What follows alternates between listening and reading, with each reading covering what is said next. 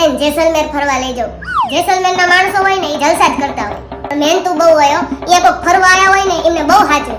જેસલમેરમાં museum, fort, અલગ અલગ lake, Haveli, રણ કેટલું બધું જોવા જેવું છે. અને મેં રણમાં ટેન્ટમાં રહેવાની તો મજા જ કંઈક અલગ આવે. પણ જેસલમેર જવું હોય ને તો મારા છકડામાં ન જવાય. બોટાદ ને સાળંગપુર સુધી છકડામાં જઈ શકાય. જેસલમેર જવું હોય તો તમારે બસમાં જવું પડે.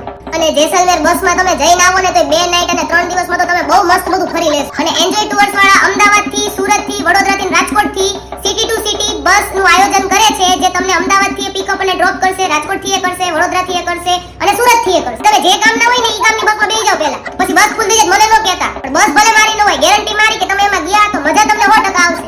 ઓછામાં ઓછા 4 જણાનું બુકિંગ તમે કરાવો, ખાલી 7000 પર પર્સનમાં તમને આખા જેસલમેરનું સરસ મજાનું ટૂરનું પેકેજ એ લોકો તમને આપે છે. એમાં તમને એસી કેબમાં સાઇટ સીન, જેસલમેરમાં તમને 1 નાઈટ રહેવા મળશે અને ડેઝર્ટની અંદર પણ તમને 1 નાઈટ રહેવા મળશે એ રિસોર્ટમાં. હવે તમે એમ કહેશો ખાવાનું શું? અલા ભૂખા નહીં રાખું. મારી યાર આવ્યા ક્યારે ભૂખા રાખ્યા તમને? સવારનું 2 દિવસનું બ્રેકફાસ્ટ અને સાંજનું 2 દિવસનું ડિનર તમને એ લોકો આપશે. બપોરનું હાથે ખાઈ લેજો. ફરવા ગયા હોય વાય થોડા કોઈ થાળીઓ લઈને આવે. તે બધી સુંદર સુંદર છોકરીઓ કલ્ચરલ ડાન્સ કરતી હોય ને બધું હોય ને એ જોવા મળશે. અને ઘુમર ને એવું બધું. લંબા કાકા કહેતા નથી એટલે વરસાદ આવતો નથી એટલે ગરમીના લીધે બસ એસી કોચ વાળી છે એટલે ચિંતા ન કરો, ગરમી નહીં થાય. મારી વાતો સાંભળી રાજી હું થાવ છો. આ નંબર દીધો એમાં ફોન કરીને બુકિંગ કરાવો જલ્દી. નજીકમાં જવું હોય તો એ બધી ટૂર તો છકડામાં હાલતી રહેશે હો. ક્યાં જવું છે એ કહેજો લઈ જઈશ.